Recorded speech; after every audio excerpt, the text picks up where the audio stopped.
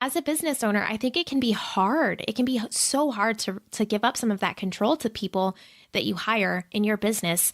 And even though you might know that they're amazing at whatever they do, it's still hard because your business is your baby. It's your thing that you've built from the ground up. And it can be hard to start giving some of that away when you start hiring people onto your team.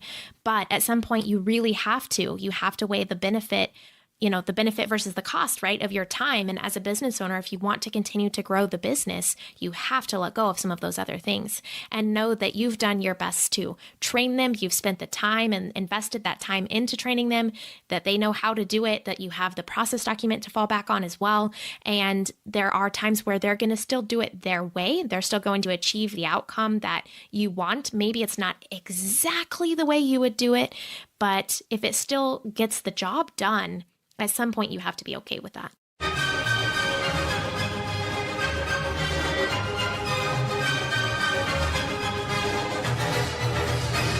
So you're a smart business committed to innovation, to service and to modern marketing.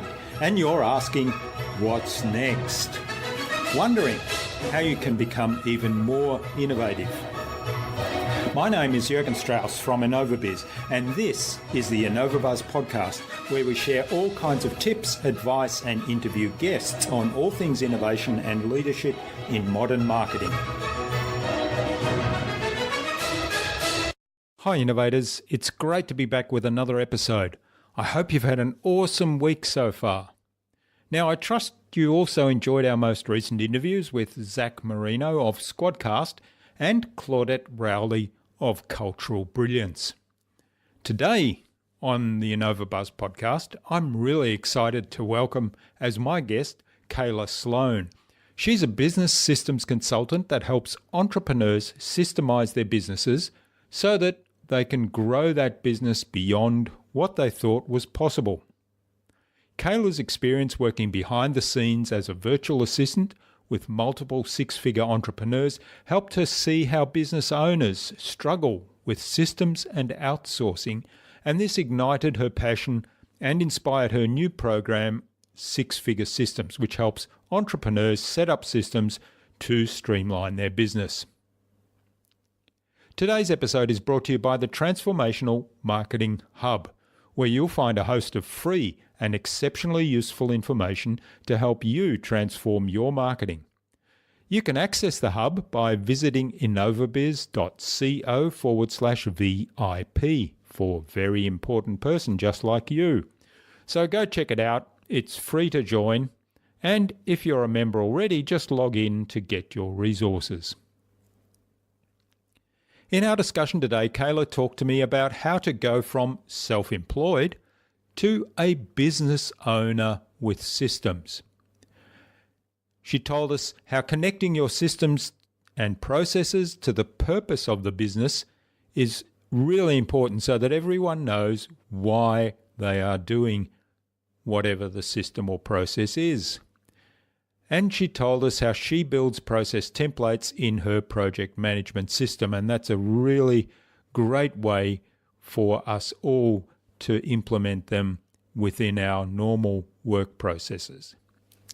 Without further ado, then let's fly into the hive and get the buzz from Kayla Sloan.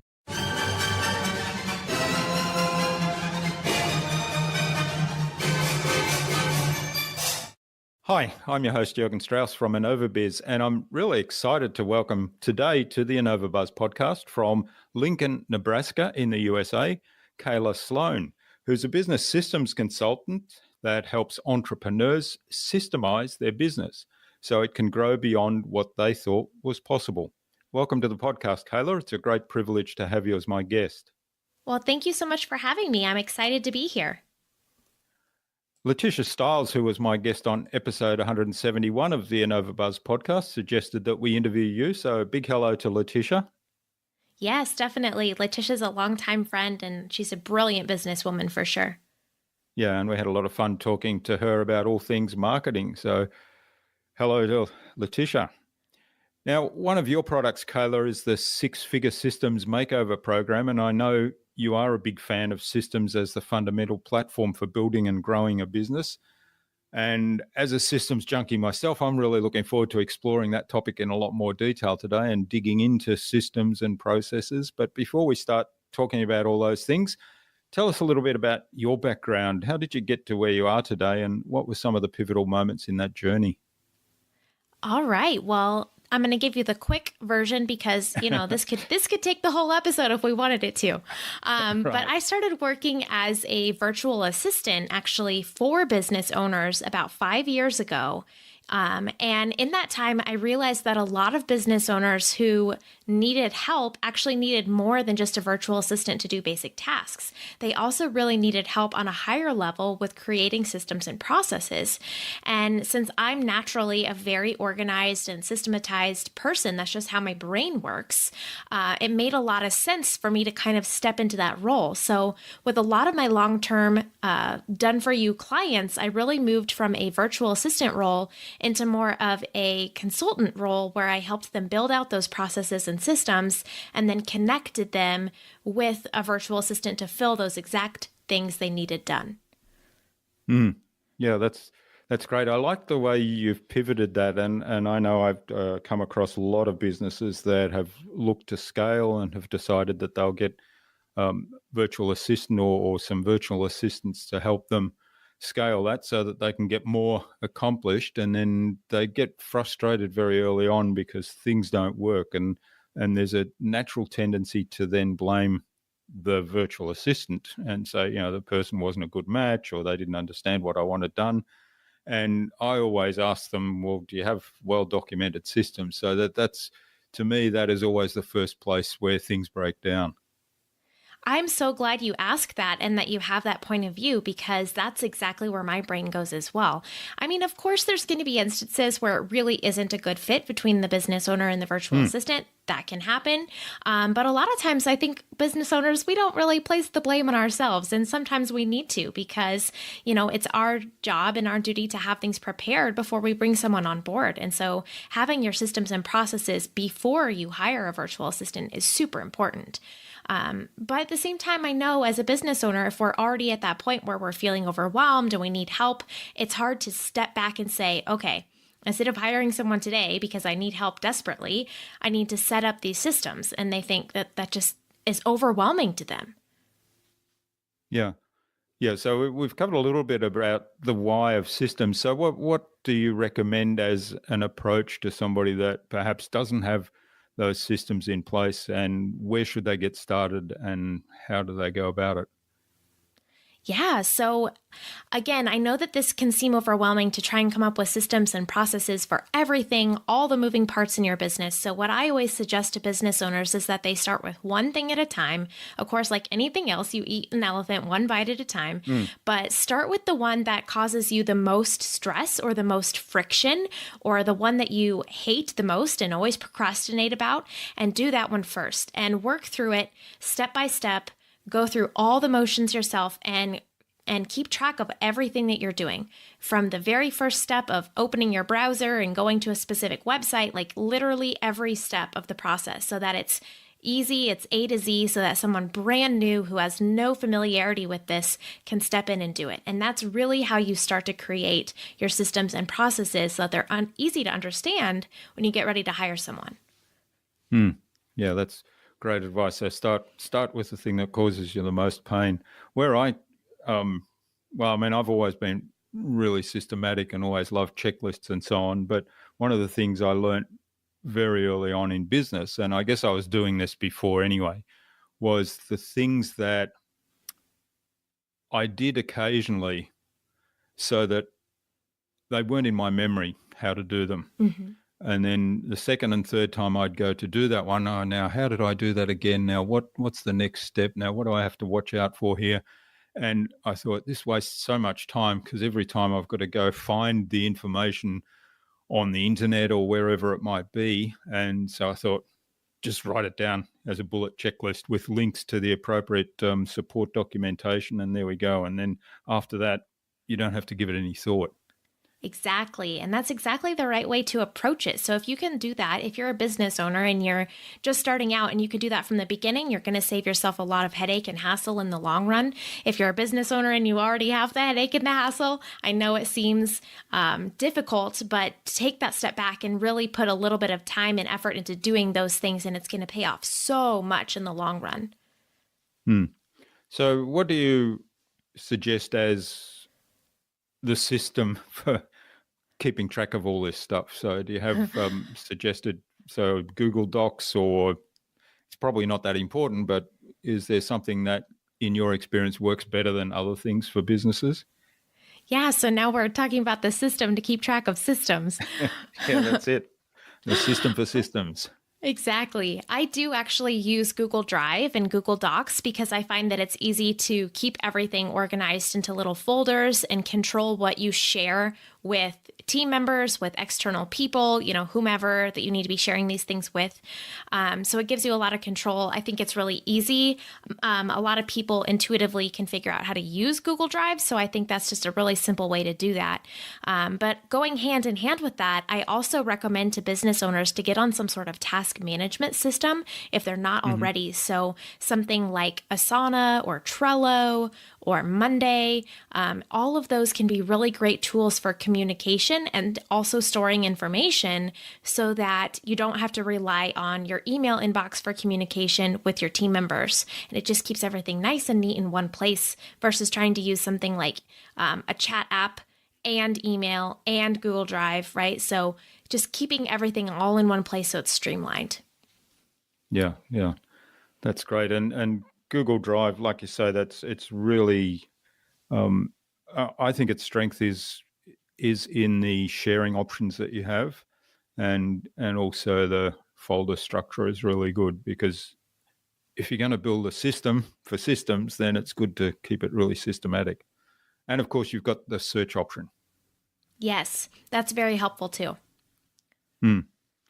So how do you go about, you mentioned a couple of, I would probably call them more project management tools like Asana and Trello and Monday.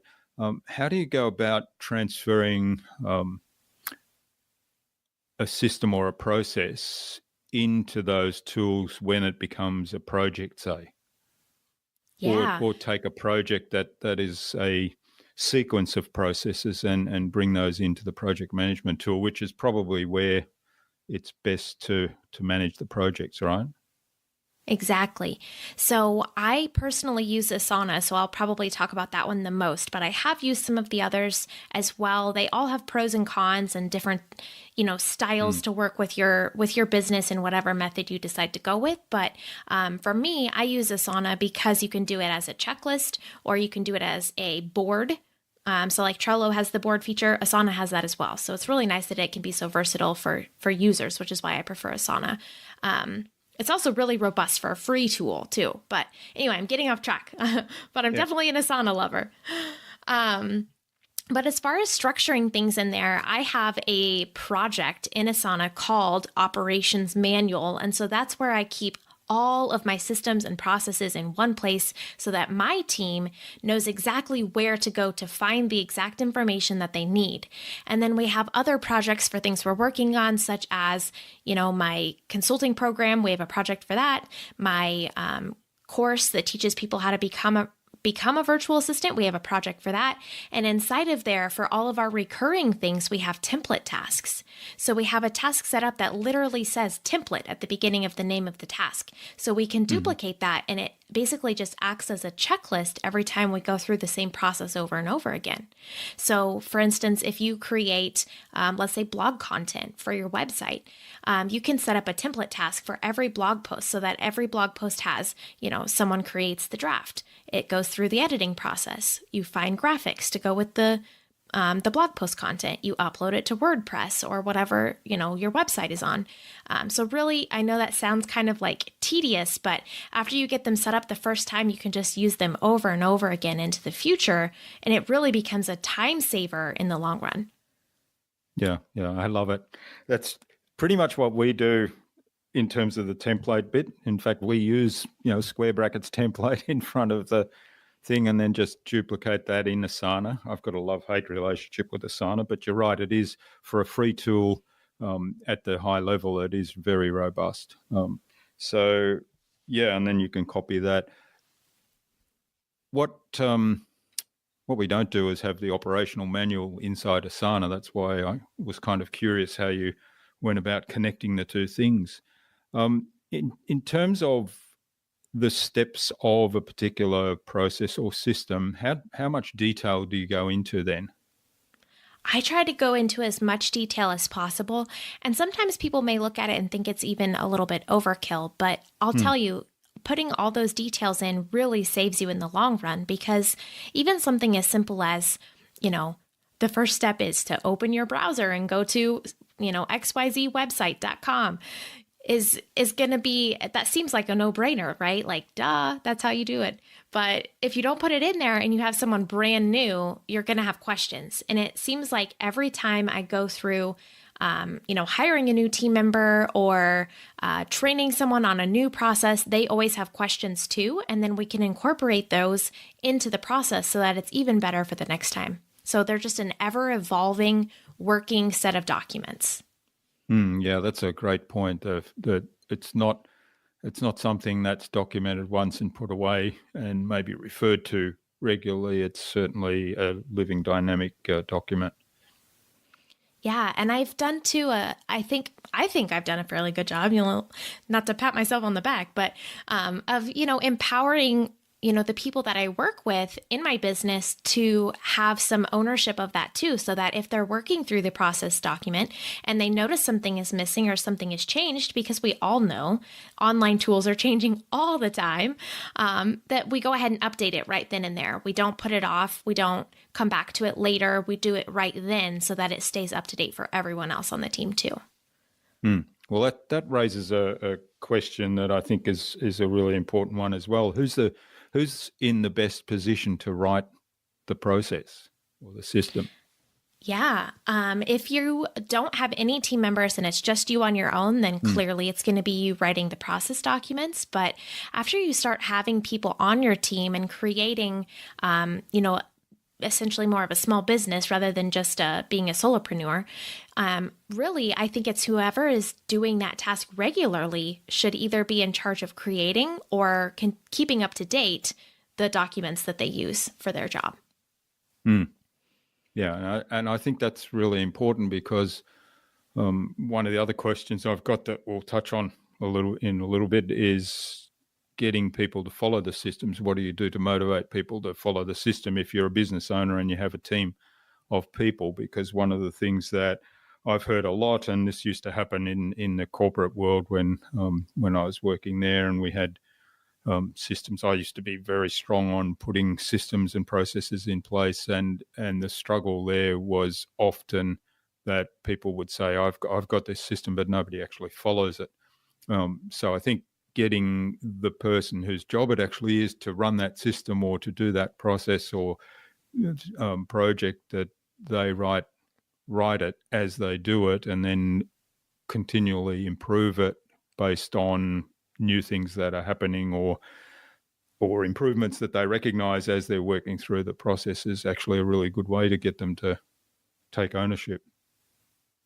Yeah, I think having them take ownership is absolutely key, because if people don't have ownership, they just assume someone else is doing it. So just making it super clear whose job it is and making sure that, they're accepting that responsibility as well. And sometimes that just comes back to having the right people in your business too, making sure that the people you choose to have on your team are invested in your success and the success of the business. I shouldn't say your success, but the success of the business. And you're really creating that team atmosphere so that everyone understands exactly what the purpose is of everything they're doing. And even taking the time as a business owner to tell them what the long-term vision is of the business and what is the goal we're trying to accomplish and why, and how do these tasks fit into that? Because if you have multiple people on your team as your business grows, people can start to feel a little disconnected. And I find that that's when they get a little bit sloppier, they get a little bit less, they take less ownership, they're not as involved, they don't really have that, that feeling of understanding why they're doing what they're doing and why it's so important that it's done according to the process, right? So just making sure they stay invested. Yeah, well, there's so much in that. There's you've really touched on a lot of things that are really, I think, core to the success of doing this really well, and that's how, having people on board that understand the purpose and the vision of the business, making sure that every task, every system, every process is actually somehow connected to that vision and purpose, or to a goal that's connected to that vision and purpose, and making sure that everybody understands that. So, and then, we like to start our every single process, and sometimes you feel like, as you said before, it's a little bit of overkill if it's something really simple. But we like to start it with why are we doing this and what's the outcome we're going to get, and then looking at connecting that back. So that's always where we start ours. So I think that's brilliant. That's brilliant. Do you have kind of a master structure for how you write up your processes in that sort of way? I do. I typically start with an explanation of how things fit into the business as well. So I think that's a really smart idea, because that's kind of how I do it too.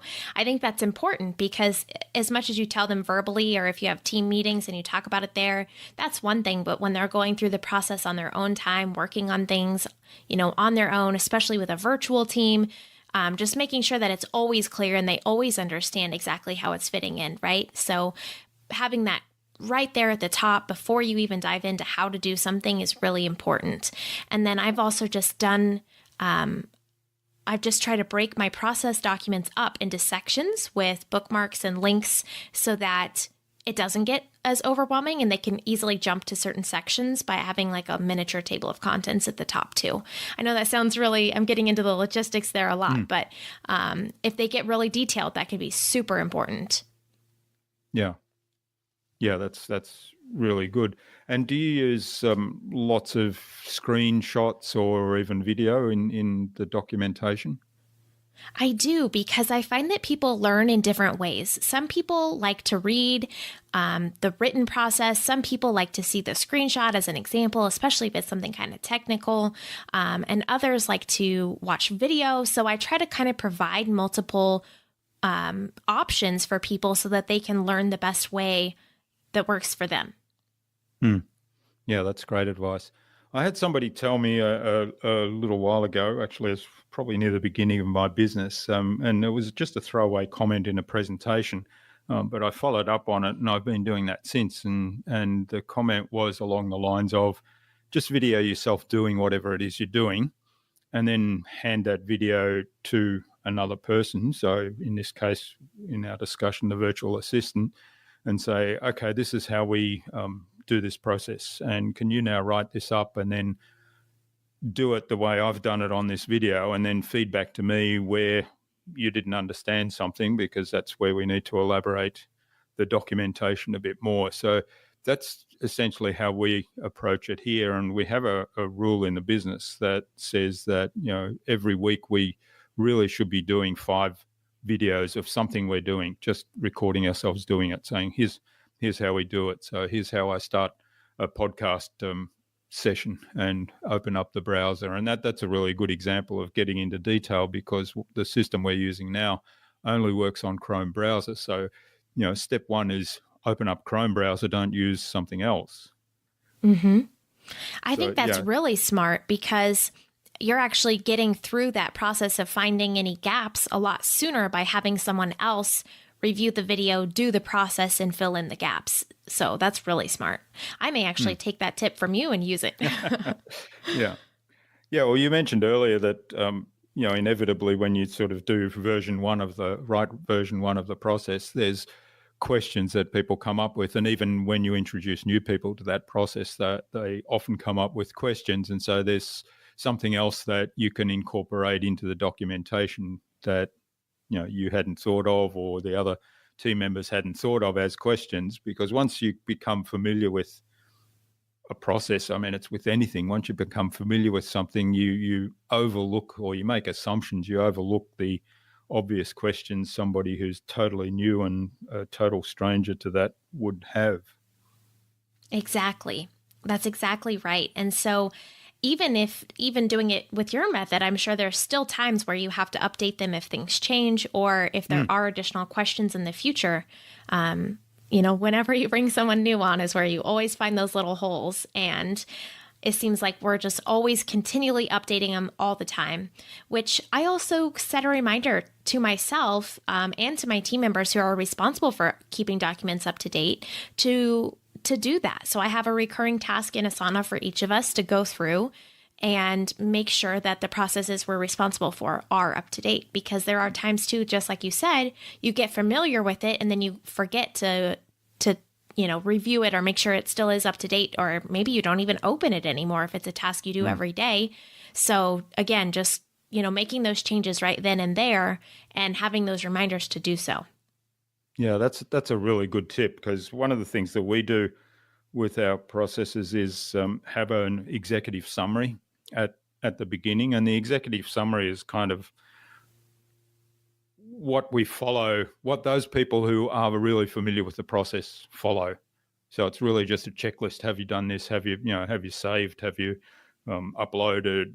Have you kind of sent a follow-up email and those sort of things? So it doesn't outline exactly what needs to happen in each of those kind of milestones, if you like.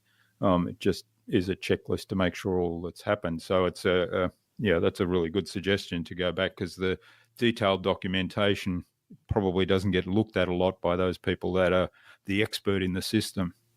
Mm-hmm. That's kind of how I use Asana as well. So the template task has subtasks, and that's kind of the checklist like you are talking about in your executive summary. And then in the template task description, so at the top, I also link directly to the Google Doc that has the full outline, the full description of everything to do step by step, and has the video and all of that. So it's always easy for everyone to get to if they need to. Okay. Yeah. I like that outline using Asana combined with the Google Docs to connect the two. Is then they have to check it off, like physically check off each one of those subtasks in Asana. And I find that serves as another good reminder versus just seeing like a bulleted list in a Google Doc and like mentally checking it off. Of course, that's good. Yeah. It's better than nothing, but having to physically check it off is a good reminder. Yeah, there is a danger of overlooking things if you don't have to physically check it off like you suggest. And I've done that. I kind of read through the bullet list and thought, I've done everything. And then I didn't do one step. I just overlooked it. Yeah. Whereas if you're ticking it off, it's obvious. There's one that's not ticked off. All right. Now, yeah, for sure. I'm curious, where does automation play into all of this with your systems? So I know you wrote, I was reading something this morning. I don't know whether it was from you or whether it was somewhere else, but talking about, building automations and saving time with things like Zapier. Yeah, I definitely try to automate as much as I can too. I mean, building a team is great. And obviously, as a business owner, having a team is going to become essential at some point if you want to continue to grow your business. But there are also things you can automate and set up to just work automatically to save time for yourself and for your team. And it can also be a good money saver as well if some of those things can be automated. And Zapier is one of my favorite tools for sure for automation. They have so many integrations that you can use to automate things. Yeah. So what's an example of something that you might have automated with, say, Zapier? Sure. So there's some automations set up where if someone fills out a survey form or fills out the contact form on my website, then they're automatically added into my email marketing software, because they have to check a box that says it's okay for us to contact them, of course, to be legal and all of that. But that's something that we have automatically set up so that they're enrolled in our email newsletter specifically for whatever they are reaching out about. We also use it to make sure that anyone who purchases our product automatically gets enrolled again in the email updates for that product, so that if something is updated, they are notified about that. So, those are things that all businesses do. I'm sure as consumers, we've seen that happen when we buy a product, we get email product updates, right? But, using Zapier to set that up to connect the two systems together is a huge time saver versus doing it manually. Yeah, and how important is it to have the system written out, and do you kind of manually go through a process before you set it up in one of those tools to automate it? I usually do because, technology and automation is great, but there's going to be times where it fails, right? So if it does, you need to know how to handle it manually if there is something you're going to have to do yourself. Yeah, and also that's a great point, because if something's broken, and I've had this happen to me before, something broke in the chain of events that Zapier was running, and it took me ages to figure out where the break was in the chain, because we hadn't actually written up that as a process. Mm-hmm. And I do keep track of what it's supposed to do.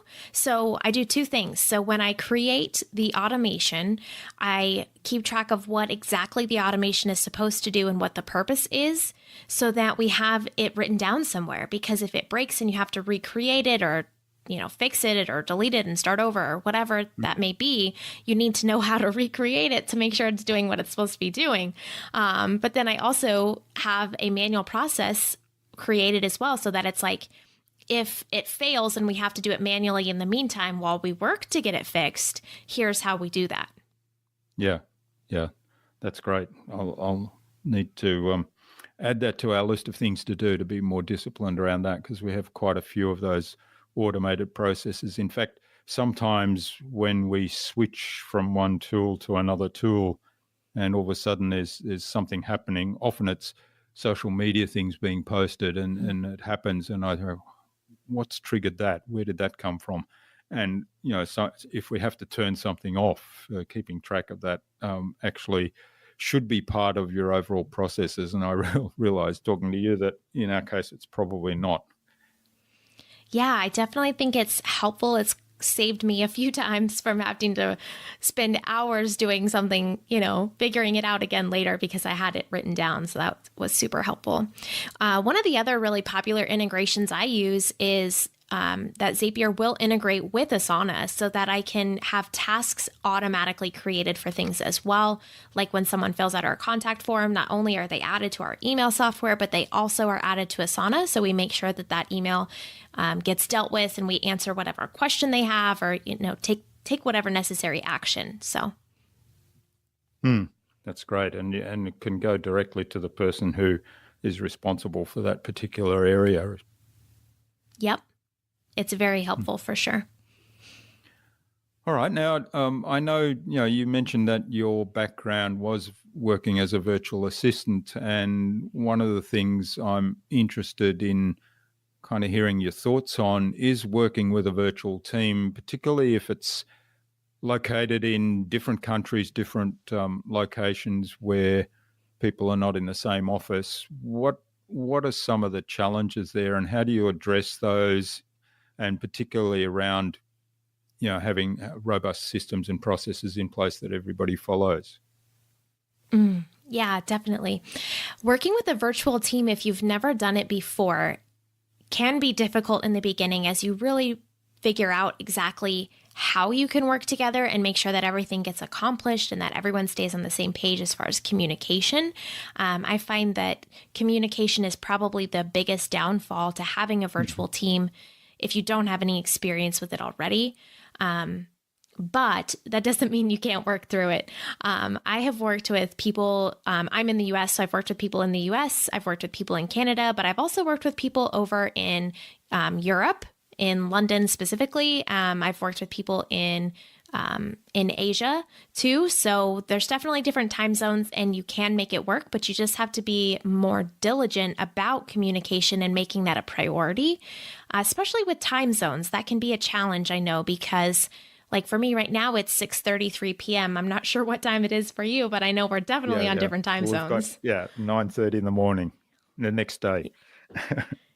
Yeah, so it's Tuesday for me and it's already Wednesday for you. So that's right. Yes.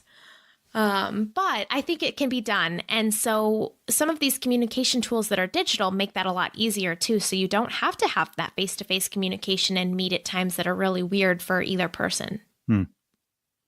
Yeah, and I think systems and processes are actually a magic tool there in that, because you can, as you say, communication is really important. And I think the whole culture of communication is important there. I mean, if you chunk it up and just say, well, what do you do if you're in an office environment and there's a team there that works together in the same office? They see each other every day. And everybody has their own job to do. But if there's a question, somebody just walks over to the other person's desk, asks the question, they get an answer, and it's done. So essentially, you've got to try to recreate that kind of environment in a virtual situation. And like you say, there are some challenges around distance, location, time zones, and perhaps even language and culture. But I think the systems and processes really actually give you something that takes a lot of the mundane communications off, and then you can build on the adding value type communications later on. So you can kind of tell people, well, we need to do this for this customer, and we'll just run this process because it's one of these projects, and then you can have the conversations around adding value. How can we delight the customer now? What can we learn from this experience that we can then improve what we do for the next time?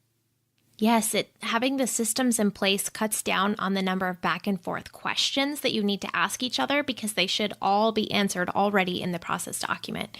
And if they're not, then they need to be, right? That's where it comes into play that you need to keep them up to date.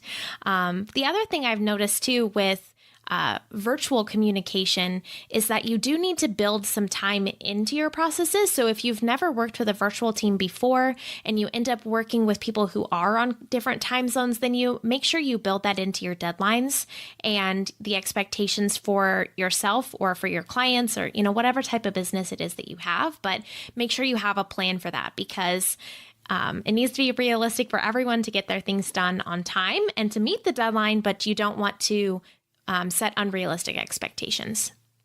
Yeah, that's really great advice. One of the things I hear a lot, and I wonder what your thoughts are on that, or how you'd respond to that. I mean, I think I know your thoughts on it, but how would you respond to that? And it's when suggesting to somebody, well, outsource that task to a virtual assistant, because you're not really the person that should be doing that. You've got higher value things to be doing in the business as the business owner. And so they get somebody on board to help do that. And then the response is, well, I could have done that much quicker myself, and I probably would have done it better as well. I have heard that one for sure. Typically my answer is, a few things. I ask a few questions before I just dive into an answer for sure. But usually, I revisit, okay, if they did it wrong, is it because you didn't tell them how to do it, or you didn't tell them how you wanted it to be done, or what your expectation was? Or, is it their first time doing something like that? If you're working with someone who's a new virtual assistant, or even just new to your business and to what your expectations are, give them a chance to do it more than one time before you decide it's not worth it. Give them the opportunity to improve upon their efficiency and their productivity level when it comes to that specific type of task, because we all know that we get faster over time. And if it's something you as a business owner have been doing for months or years, obviously you're used to it. It's very routine for you. It's very quick and easy. But for them, it's brand new. Yeah. And I like to take the approach of, if people are learning something new, first of all, they've got to see it and be shown it.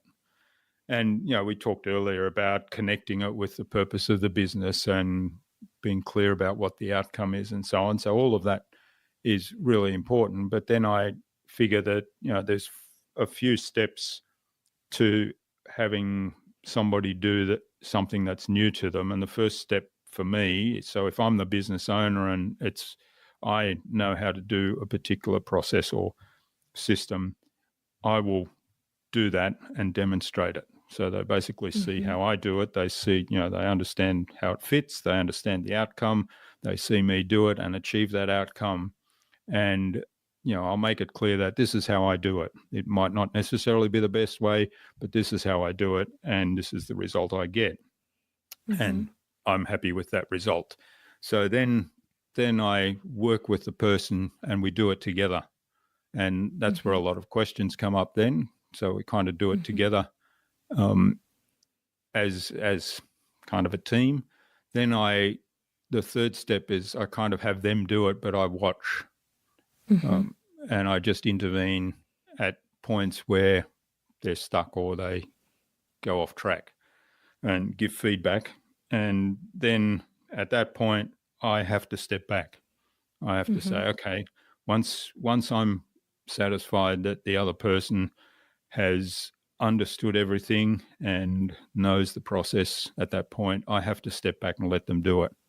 And of course I give feedback on the outcomes, and of course I kind of watch and mentor, but that's where the next big learning step takes place and the person is stretched a little bit. And also it's where the questions then take on a different form. So they're not about, what's the next step, or how do I do this step?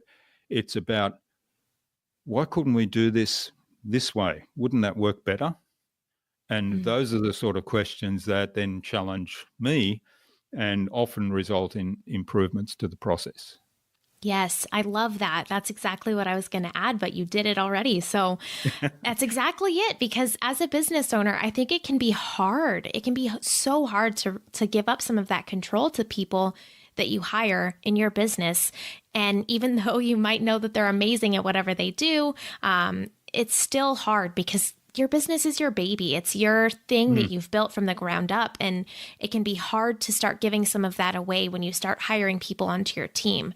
But at some point, you really have to. You have to weigh the benefit versus the cost, right, of your time. And as a business owner, if you want to continue to grow the business, you have to let go of some of those other things and know that you've done your best to train them. You've spent the time and invested that time into training them, that they know how to do it, that you have the process document to fall back on as well. And there are times where they're going to still do it their way. They're still going to achieve the outcome that you want. Maybe it's not exactly the way you would do it, but if it still gets the job done, at some point you have to be okay with that. Yeah. Well, I love that you said invest your time in training them and making sure that they're, they have the tools that they need to do that. Because the process I outlined obviously takes a lot longer than just doing the process myself once. But once I've invested that time, the return is going to be amazing, particularly some of the more complex processes that we have running, the systems and so on. Once I get to a point of handing that off to somebody else, and then suddenly I have an hour or 2 hours a day at my disposal where I was doing that previously and can now invest that in developing new products or whatever it might be, that where I add value to the business more than just doing repeat processes. So that's really great. And yeah, there was another thing I was going to follow up on, but I've slipped my mind now. Oh, yeah, that's right. You also said that people might deviate from the process and still get the result, and that's okay too. And I think that's an important thing, is to have that trust that once people understand how it works, once people understand what the outcome is and the quality standards of the outcome, then they'll add some level of creativity, and that's often where improvements come up as well. Exactly. I think that's true. I know we talked earlier about having trouble with getting people to follow the process. And I think it is important to get them to follow the process in the beginning. But then, like you talked about, innovation comes from that creativity of them coming up with other ideas or better ways to do things down the road after they've become familiar with the process in the first place. And it's still important to keep documenting that, though. It is. You're right. Yeah. It is. You don't want to deviate from the process and then all of a sudden the document's so outdated that it doesn't even make sense. That's right, because there's a couple of things for me there, and that's the next time you add another team member, that person needs to have the documentation to get started with. So first of all these systems and processes, if they're up to date and live, become a training tool for new employees. So they can then come on board and you can grow your team and get people fully contributing very quickly because they have all these resources at their fingertips. And the second thing for me, and I'd like to kind of ask you what your thought around that is, that the better that documented all these systems and processes are, they actually end up being kind of products. So if I have a really well documented system for let's say writing a blog post that ends up with generating a lot of leads, then that's a product that you could, because there's lots of businesses that want to do that. Absolutely. That's something I actually have been doing myself too, is my Asana setup. I actually have a workshop about that business owners love because they want to set up a project management tool. And they, if they decide to go with Asana, then I have that walkthrough right there. And now I don't have to spend my time answering those questions anymore either because I have my workshop put together. That's right. You say, well, here's how we do it. So, and this works. All right. Well, thanks, Kayla. This is fabulous. I could talk systems and processes and bits and pieces associated with that all day, but I'm aware of the time. So I think it's time we moved on to the buzz, which is our innovation round. And it's a series of questions designed to help our audience, who are primarily innovators and leaders in their field, with some tips from your experience. So I've got 5 questions, and hopefully you'll give us some really insightful short answers that will inspire people to go and do something awesome today. All right, let's do it. Okay. So what's the number one thing you think anyone needs to do to be more innovative? Allow space for creativity. So make sure you have time set aside in your day or in your week that's unstructured so that you have room for that creativity. Yeah, great advice. And there seems to be a theme coming through. A lot of people are saying, allow yourself time and unstructured time, go and do something different, get out of the office and so on. So I think it's all related to that, creating that space for creativity. What's the best thing you've done to develop new ideas or new products? I just listen when people, I know that sounds so simple, but I just listen when people come to me with their questions, because if you start paying attention to the things you get from your audience, whether you have readers or listeners or, whoever's interacting with your business, if you start paying attention to the things that they're asking, then you'll know exactly what you need to work on next and what you need to create and how you can serve those people.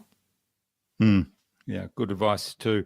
And it might sound simple, but if it's obviously not simple to implement, because if it were, everybody would be doing it, right? It's like That's the true. old common sense isn't all that common. So you've mentioned Asana quite a bit. Is that the resource you use most often, or is there another resource you'd like to mention that you use often? My favorite tools are Asana and G Suite, so that I can use, Google Docs and Gmail and all of that. Yeah. All right. And yeah, we've talked in quite a bit of detail as to how you use that. So that's great. Yeah. What's the best way to keep a project or a client on track? I would say the best way to keep it on track is to make sure that you have set deadlines for every step of the way and that everyone's on board to get everything done on time. So just, again, it comes back to communication and organization. And of course, processes are really good for that. Yes, they are. Yeah. All right. And what's the number one thing anyone can do to differentiate themselves? Just be you. That's actually something that I have been really focusing on myself in the last few months, is really just being me in my business rather than trying to emulate other people or be like someone else that you look up to or that is also in your space.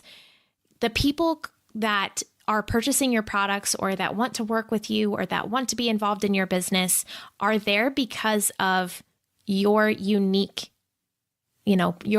personality or your unique style of doing things. Almost no idea is actually unique, but the way you present it and the way that you live your life, if you're an entrepreneur and people are attracted to you as a person, that's what's actually going to set you apart. And of course, that does require a fair bit of self-awareness in terms of knowing what it is that people value about you, right? That is true. Again, that really, to me, comes back to that space for thinking, that unstructured time and space and listening to what people tell you, why they're coming to you, why they're buying your product. They'll tell you if you ask or if you listen, and then spending some time with yourself to figure out exactly how you can present that. All right. Thanks for getting us through the buzz. That was great. Now, what's the best place where people can find out more about your service and your programs and also perhaps reach out and say thank you for what you shared with us today? The best place is going to be on my website at kaylasloan.com. All right. And we'll put links to that in the show notes as well for people to click through. Now, what's the number one piece of advice you'd give to any business owner who wants to be a leader in innovation and in productivity? That is a really good question. The number one thing I would tell someone if they want to be better at productivity is to take the time up front to do the work, which is exactly what we've been talking about the whole episode. But honestly, investing some of that time in the very beginning to create these things that will save you so much more time in the long run. Yeah, that's great advice. And I can certainly vouch for that approach being very valuable. It does give you back a lot of time in the long run. And also,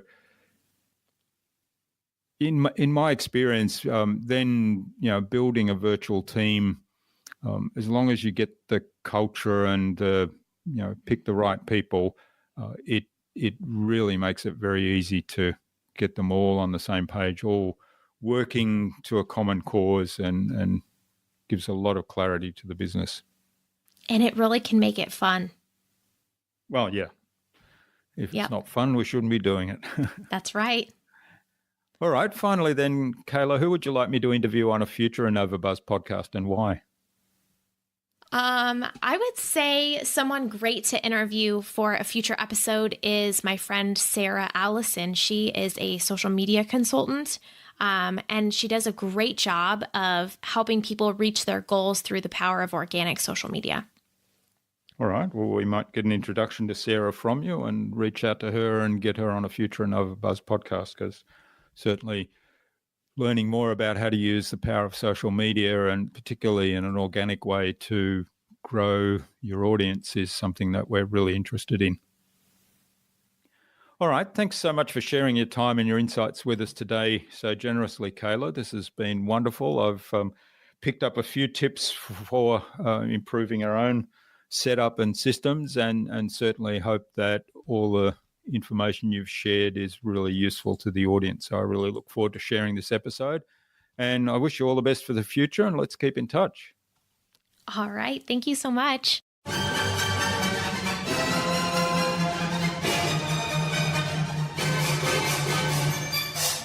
I hope you enjoyed that fascinating and insightful conversation with Kayla, and like me, learned a heap from what she shared. Now for me, one of the things that I learned was that we need to be better at reviewing our own systems and processes regularly, as well as better documenting the processes that we've set up that are automated, so that if something goes wrong with those automated processes, we can actually track the errors and also replicate that system when we need to, whether that's rebuild it in the automated system or carry it out manually in the meantime until we reset up the automated system. I'd love to know what you took away from Kayla's episode. Leave a comment below the blog post, which you can find at innovabiz.co/Kayla Sloan. That is KaylaSloan, all lowercase, all one word, innovabiz.co/Kayla Sloan. Now there you'll also find contact information for getting in touch with Kayla, as well as links to her website, her six-figure systems program, and the other resources we spoke about in the conversation. Kayla suggested we interview Sarah Allison, a social media trainer and consultant, on a future InnovaBuzz podcast. So Sarah, keep an eye on your inbox for an invitation from us to the InnovaBuzz podcast, courtesy of Kayla Sloan. Remember to visit innovabiz.co/VIP, very important person, to access your transformational marketing hub and all its free and exceptionally useful information to help you transform your marketing. Also, you might like to check out our Tales of Marketing Transformation show, which you can find at talesofmarketingtransformation.com, where each episode will provide one valuable little message to guide you on your journey of marketing transformation.